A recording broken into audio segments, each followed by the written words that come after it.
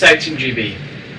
Today this is the first episode of Techspin, basically the cheesy version of a tech update. The only reason it's called Techspin is because, as you'll see, between each story there will be a spinning in animation. That's basically my cheesy way of being able to justify doing a tech update without calling it a tech update. So, what's this? Well, this is my bedroom, this is a shelf, and that's a PC. To be more precise, that's my LAN rig right now. Down, basically the cameras, as you can guess, it's over there, but down to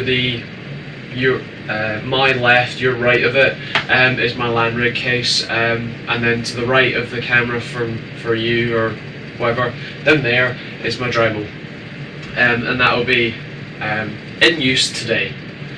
So I'll probably be doing a video about that. But basically the LAN rig will consist of the AMD APU, the A83870K, 3870K, we got, as well as the Gigabyte A75M S2V motherboard we got. I'll be getting a new power supply, don't worry. This one's like 10 years old and it's like 300 watts. And also the heatsink, the Enermax ETS T40-VD, and the box is just here.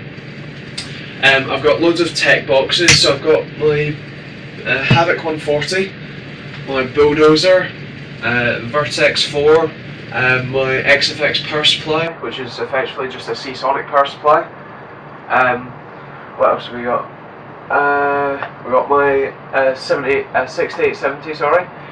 Which when I go to a LAN or when I use my LAN rig, I'll be taking my 7870 out of my PC, which is down there, and that will be moving to my LAN rig.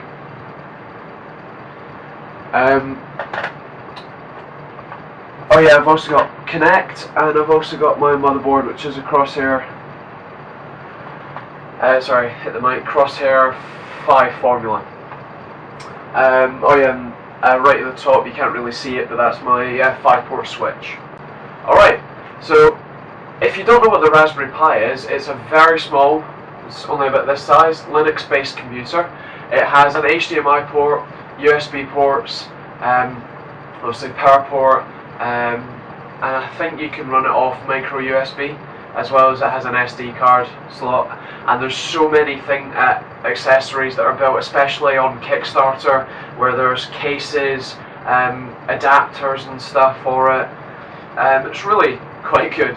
And basically, what a Cambridge-based company has done is turned a full mobile radio station, so one that if you had your phone connects to, you could turn one Raspberry Pi with an adapter into a full mobile phone station. Obviously the Raspberry Pi needs to be coded and everything, but I think if you have a look at the video, which in theory should be on screen now, you'll see just how good it is. So the next topic is the Samsung OLED screens. Now these are extremely thin, these are like wafer thin. The one on Engadget here that you should be able to see, what I'm going to try and do is like once these wires are gone, put like pictures and stuff here, edit pictures onto here, and eventually I will have a screen here. I don't know what I'll do with that, but I'll work something out. So the picture you can see here is the 5.5-inch flexible 720p screen. This is being demoed at CES, and I wish I could go this year, but I can't, which sucks. Yeah, it's. I'm not sure what Samsung are planning to do with it, but I know that whatever they do, it's awesome. Just a quick one here. This was on Reddit, but there's a projector that uses some sort of like smoke screen or air to be able to produce an image onto nothing, basically. you can see the video. I'm not technically allowed to play it because it will be used as copyright, and then I won't be able to monetize the video, which means that we won't be able to bring more videos to you. But nonetheless, this is basically the projector. You can put your hand through it and it will select it, so this might be actually perfect for Windows 8. It seems quite loud and it seems quite rudimentary at the moment, and I'm not sure even where this is. It's in a foreign language, so I'm looking forward to seeing real-world applications of it though. It's an interesting concept. Personally, just a little note, I don't really like Apple.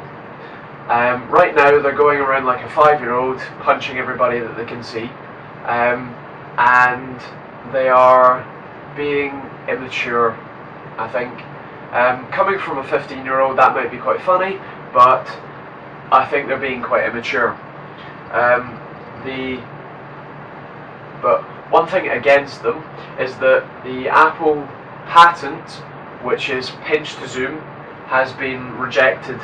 And please bear in mind that this was one of the very key aspects in the Apple v Samsung war, where Samsung had to pay Apple $1 billion. Now think about this: if their key point is flawed, then surely Samsung is going to appeal immediately, right?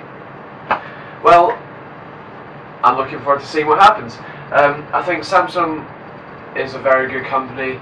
A lot of companies right now, I think personally my view on this is that Google is the nicest company at the moment, considering they're doing things like Google Fiber in Kentucky, and that's moving out, and also with Google Fiber, I'll talk about that later, but Google is one of the nicest companies around, whereas Apple is, as I said, immature and acting like a 5-year-old.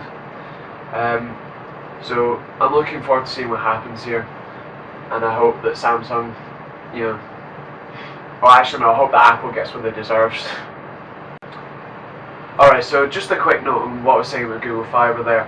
Google Fiber is a very, very fast gigabit connection, currently only available in Kentucky.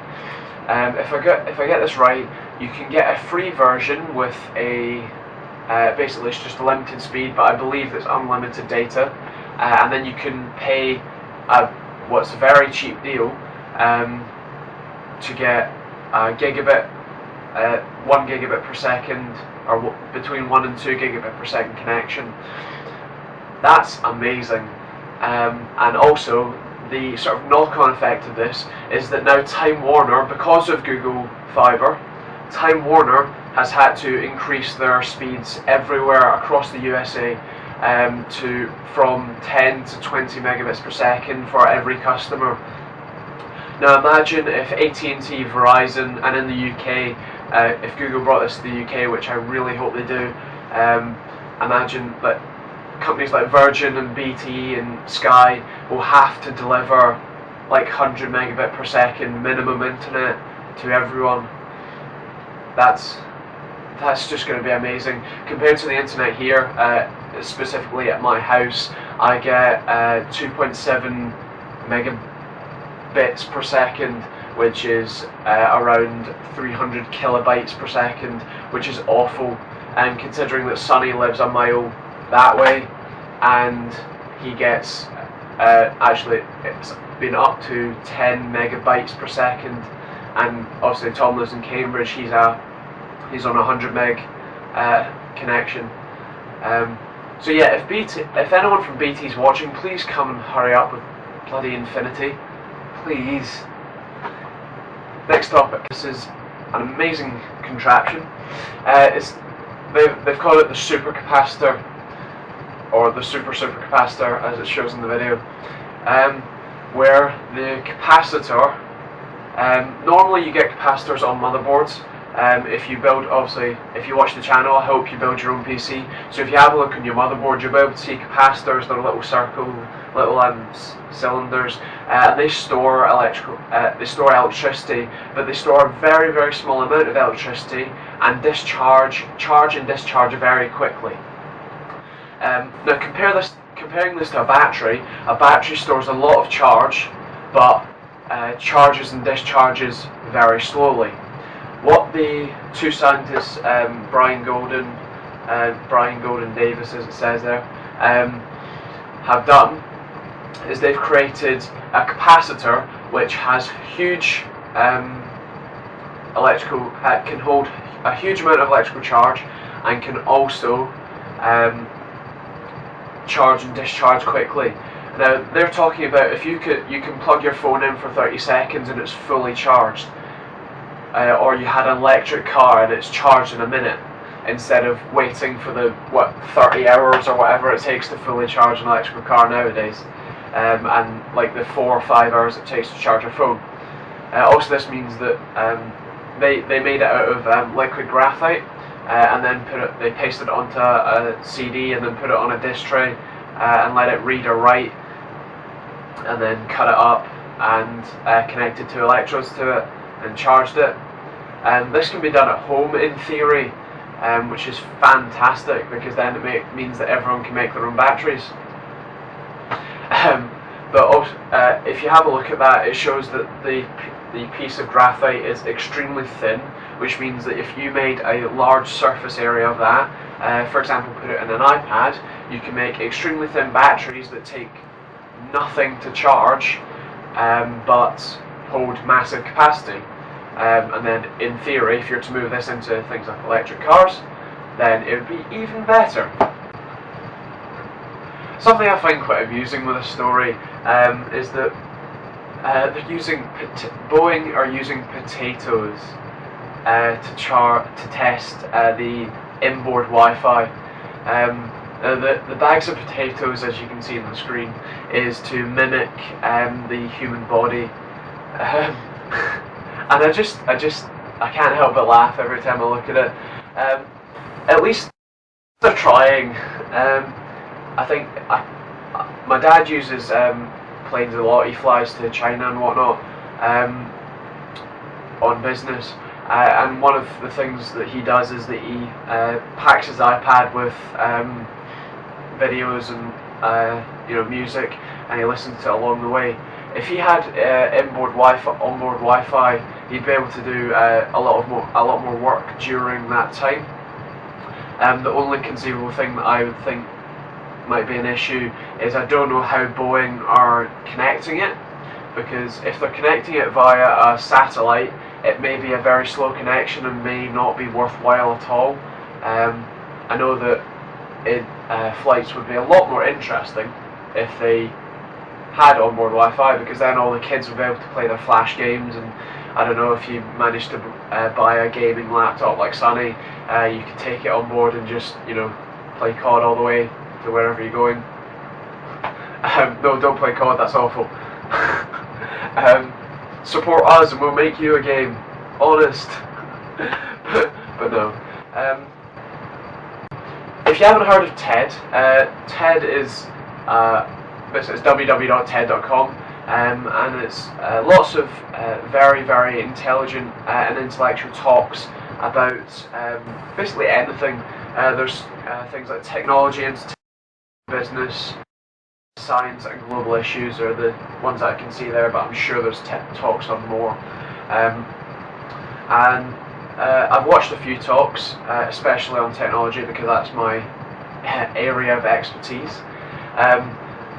But it's a very interesting site, a lot of interesting things that go on there, a lot of talks that go on. So if you haven't heard of it before, check it out. It's www.ted.com, and see what you think. Instagram. So, who has removed their Instagram account? You? Yeah, I thought so. Instagram, if you haven't heard, they initially did a revisal of their policy where they own your photos. They have the right to sell them to as advertising or whatever, and they don't even have to tell you, they don't have to pay you, they don't have to do anything, they just sell your photos. Now this was going to come into effect on, I think it was the 16th of January, but because people like National Geographic, and I think there was like 10,000 odd accounts closed, Instagram immediately, as of yesterday, withdrew the policy change. If you want to take a look, there's a video called Grief over Instagram changes. This is on the LA Times.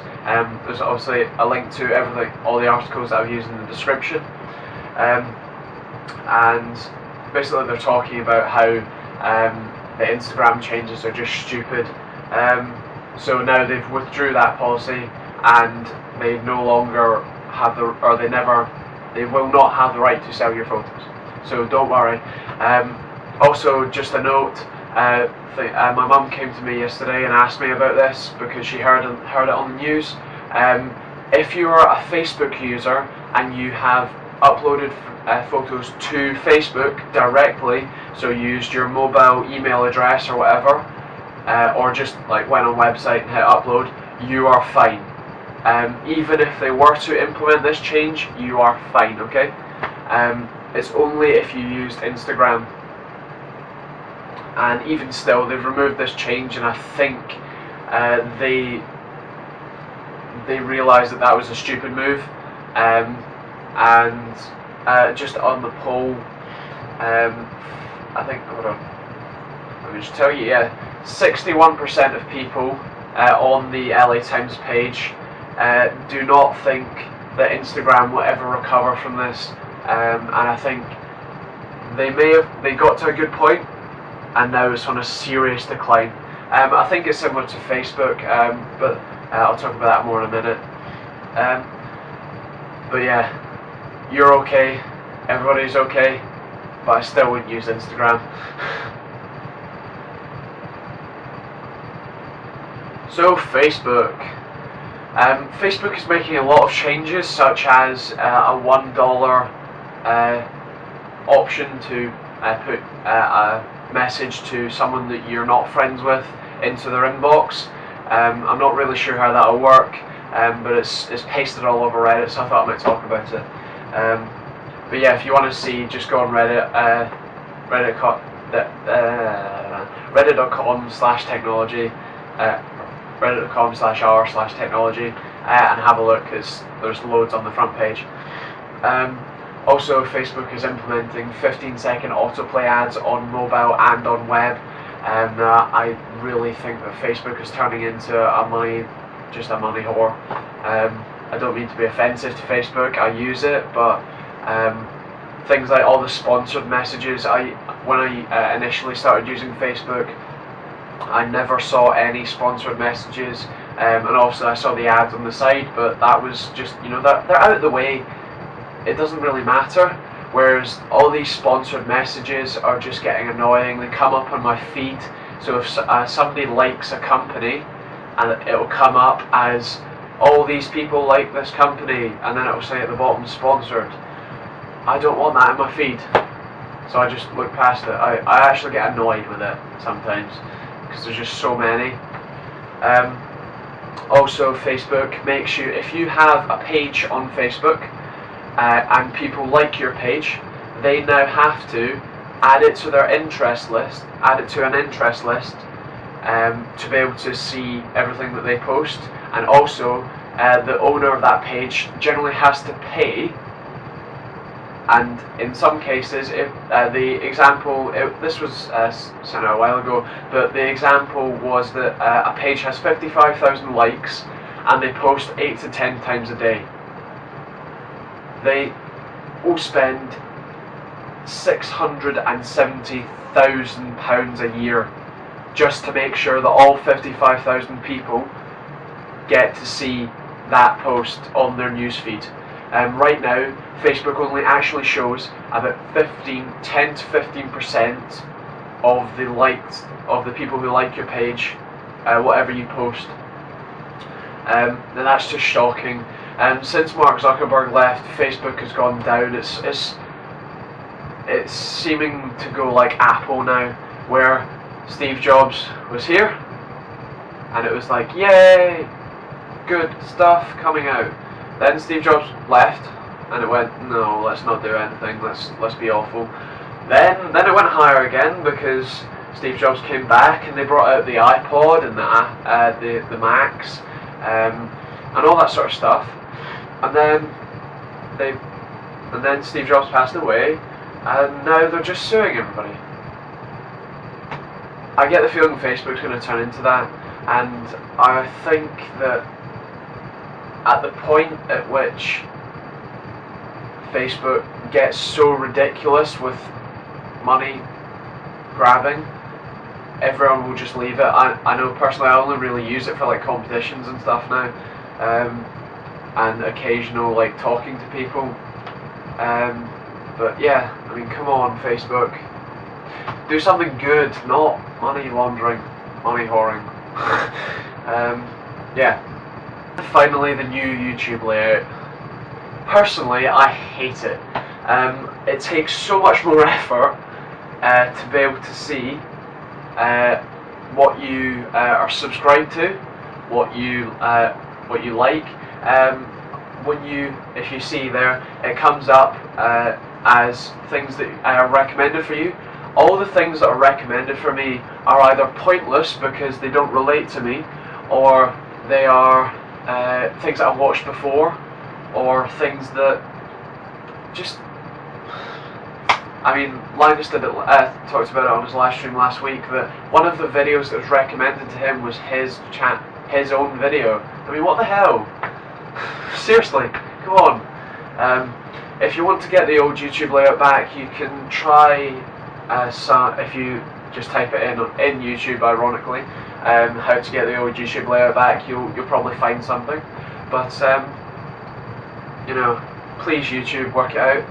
So if you like our videos, please hit the like button, please subscribe. I don't really want to beg, although I seem to do it a lot now, and also watch all our videos, because the more views, likes and subscribers we get, the more money we can get, which means we can bring you a lot more giveaways and stuff. It also means that we can bring you a lot more content, and obviously, personally, I don't really like my camera, as you can probably see. It's a little bit grainy.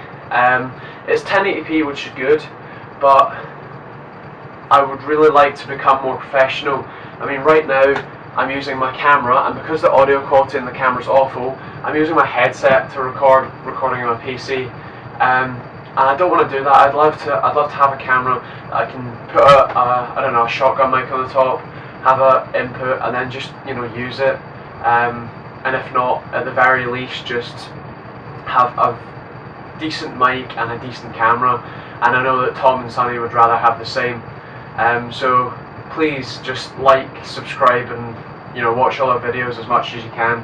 And if you're, you know, like them, share them, share it on Facebook or Twitter, and just generally let everybody know about the channel. I mean, obviously we're quite small, but we would love to grow, and you know, if any companies or anyone who works for a tech company is watching, which I hope you are, let us know what you'd like to us to improve on, and also just send us an email at TechteamGB.com TechteamGB@gmail.com. Sorry, and you know, just send us some products. But no, if you are a representative of a tech company, and you think we're good enough, please let us know, and send us some products. If anyone wants to sponsor us, you know, you can do that. But no, if you like the Techspin episodes, let me know. Put it in the comments below. Like the video, subscribe.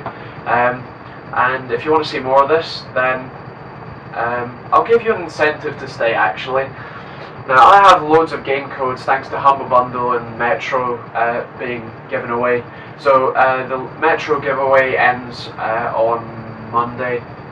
This will probably be up on Sunday, if I can get it edited quick enough. But yeah, I'm going to give away a game this week, and every week I've got 7 or 8 game codes to give away. They're Steam game codes, and today, since the Metro giveaway hasn't finished yet, I'm not going to give away Metro 2033, but I do have 4 codes for that, so stick around. So each episode, at the end of the episode, I'll give away a game, and you have to watch the next episode, which will be, I'll try and do it every Sunday, to see who won. So this week I'll give away Saints Row the Third. Alright, so if you want to have a chance to win Saints Row the Third, like the video, subscribe, and comment in the video. Let's say,